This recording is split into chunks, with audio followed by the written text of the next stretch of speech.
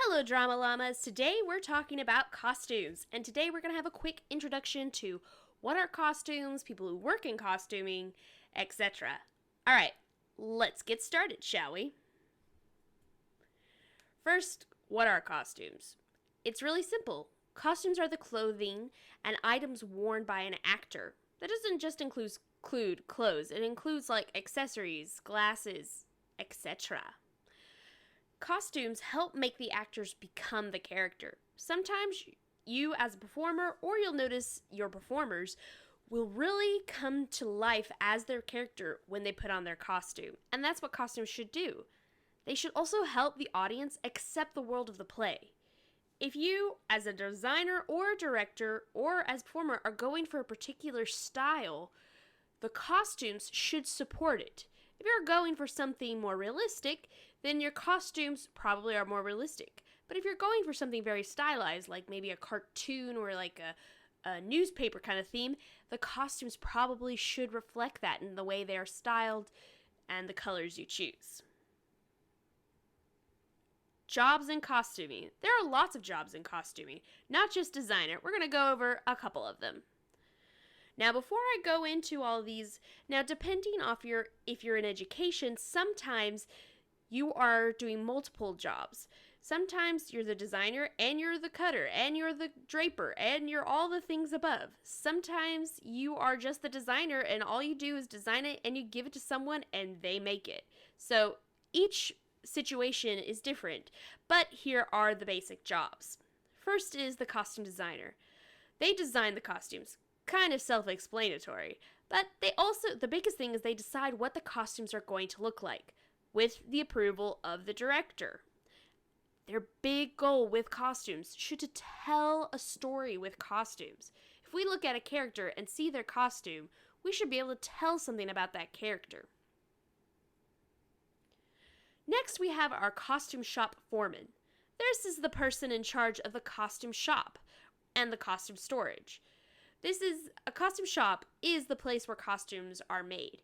Now, in some cases, in schools and things like that, you may not have a costume shop. You may have an area where your director or your costumes are being made in your classroom, but when you go to professional places, etc., and universities, you're going to have a costume shop. The costume shop foreman takes the design from the designer and makes sure it is made and on time for a show. Then we have the cutters. The cutters are the people who cut out the patterns and the fabric. So if you are wondering what is a pattern is a plan and how to put a costume together. Things like Simplicity and McCall's, etc., they have all kinds of patterns that you can use as a basis. Now, if you're really good, you can learn how to pattern yourself, but that's an advanced technique. And you'll probably need to learn that with a college professor. Then we have our constructors. These are the workers in the shop that put together the things the cutters cut out. So, you, a designer, you give your designs to that foreman. The foreman gives it to the fabric and the patterns to the cutters cut them out, and those pieces are then given to your constructors, who it's their job to figure out how to put together. Then we have our tailors. The tailors take in or out and adjust costumes after they have been fitted on an actor.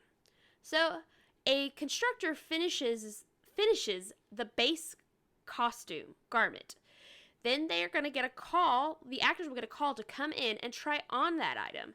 The tailors and the constructors work together to figure out where things need to fit properly. So maybe they need to be taken up. If it's a long skirt and it's a short person, maybe when they designed it and when they cut it out, maybe it's a little big on the person, it needs to be a little tighter and they take it in. Or maybe they took it in a little too much and now they need to add or adjust to the size of the actor in question. Tailoring is a very advanced skill. Now, you can be a tailor outside of costuming. It's a really great trade to learn. But costumes who's who during a show. So you've made your costumes, you're in dress rehearsal, and these people are your go-to technicians, your dressers. The dressers does as it sounds, dresses the actors and helps them change quickly backstage during a show. They also fix any costume problems that happen while the show is performing. Now you may think it's strange that an actor may not know how to dress themselves, but we're not used to wearing time period costumes that have to sit in a certain part of our body. So it's important that the dressers know what is the look. The wardrobe assistants, they get the costumes out for the actor and they put them up and wash them between shows. It's very important. The wardrobe assistant is not your slave. They are there to help you. But an actor is always responsible for hanging up and putting their costume back correctly. The wardrobe assistant is just there to make sure everything gets back correctly and that it's maintained between shows. What to consider when designing costumes. This is very important for all designers, and as a performer, you should think about this as well, about your costumes. When? Different time periods have different silhouettes. Different time periods use different colors. Different time periods use different fabric. You're not going to see the same fabric like a polyester on a Grecian chiton, which you can see here. The way that is draped is different. That silhouette is different than, say, the Elizabethan picture here as well. And it's not the same shape as the 1920s dresses that you see in these pictures as well. So you've got to think about it. All these colors and things change from time period to time period. And when you're doing something very realistic, you have to consider that. It tells us as the audience, what time period am I looking at? Where? Different locations have different atmospheres that affect what we wear. Different locations have different colors that are more commonly used. And different locations have different cultural clothing. All these things can be told through costumes. If you see here, we have some Eskimo family or some northern or Alaskan families. This type of warmer clothing would tell me that they're not in the southern states. The clothing worn by these women, who look like they're on an archaeological dig in Egypt, tell me that they're going to probably be somewhere hotter, somewhere warmer, where this type of clothing would be apropos. Now, different locations and colors and styles. If you look at these set of four, we have some women that may be like New York kind of versus LA. Maybe a little bit more lighter and casual in LA, and a little bit more darker even though it's summer for New York. And then culturally. So culturally, some cultures wear different types of clothes. Indian women may wear something like this as opposed to what we would consider casual street clothing. Maybe some Norwegian women wear this cultural clothing to show us where they are. Next, we have who. Costumes can tell us about a character. They can tell us a character's social status. For example, a king and queen versus a peasant and servant. A king and queen would wear different clothing as opposed to their peasant or a servant. They could also tell us the upper, middle, and lower classes, all by the types of clothes and colors and the status of their clothes. This is almost Marie Antoinette Rococo fashion painting. Now that would be someone that's rich. She has a lot of embellishment, which means it takes a lot more money to make it, as opposed to maybe some servants of that kind, where the colors are muted and they don't have a lot of frilly extras. It's all a utilitarian, meaning that's what they have to survive.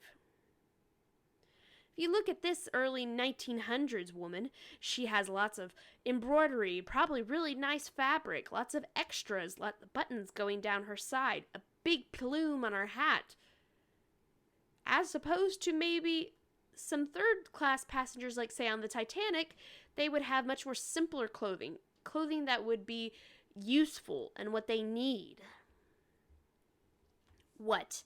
Costumes can tell us what a person does, or what do they do, or what's going on in their life. Like what example profession a person does, uniforms, etc. If you think about it, what you see a police officer in tells you they're a police officer. What you see, what your teacher might wear, tells you that they're a teacher. What you think classically is like, what's mom clothes or what's a child's clothing. That tells us what a person is. So you see example, here's a police officer's uniform. Sorry.